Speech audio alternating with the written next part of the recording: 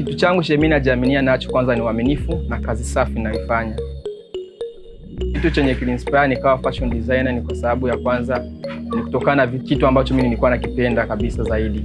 Kuzingatia pia kujiajiri katika biashara ambayo ni ya ubunifu na uuzaji pia wangu kwa ujumla.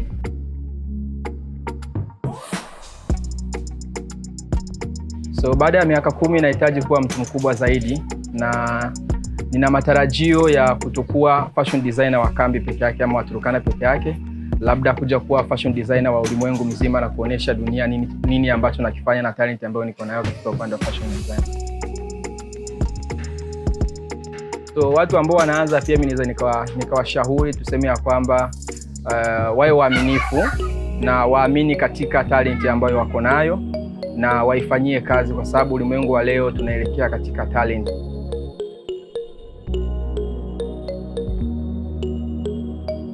So mimi nashukuru sana makastoma wangu kwa kuzidi kunisupport na kuzidi kunishika mkono tangu mwanzo mpaka sasa nilipofika.